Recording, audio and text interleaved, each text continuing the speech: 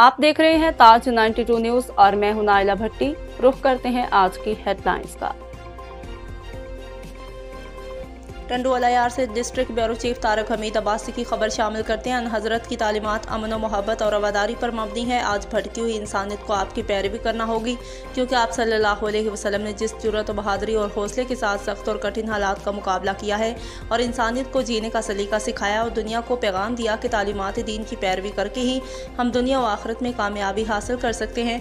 आज माशरती बुराइयों के खात्मे और अदल व इंसाफ के क़याम की अशद ज़रूरत है। इन ख्यालात का इजहार पाकिस्तान सुन्नी तहरीक के सूबाई जनरल सेक्रेटरी खालिद हसन अतारी ने टंडू अलायार में जश्न ईद मिलादुन्नबी के सिलसिला में मुनक्किद होने वाले जलसे से खिताब करते हुए किया।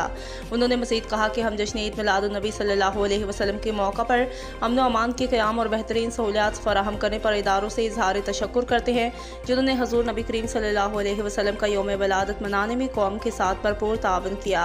हज़ूर नबी करीम सल्लल्लाहु अलैहि वसल्लम से सच्ची और पक्की मोहब्बत का तकाज़ा यह है कि हम अपने आप को निज़ाम मुस्तफ़ा की तहरीक का हिस्सा बनने के लिए तैयार करें। जब तक ममलिकत खुदादाद इस्लामी जमहूरिया पाकिस्तान में निज़ाम मुस्तफ़ा नाफिज नहीं होगा, मुल्क के हालात में तब्दीली नहीं आएगी।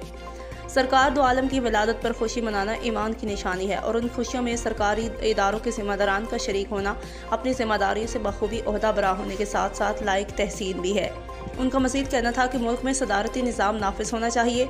सियासी अदम इस्तेहकाम के बायस मुल्क की तबाही का शिकार हो रहा है। इस मौका पर हाफिज़ अली असगर नक्शबंदी भी मौजूद थे।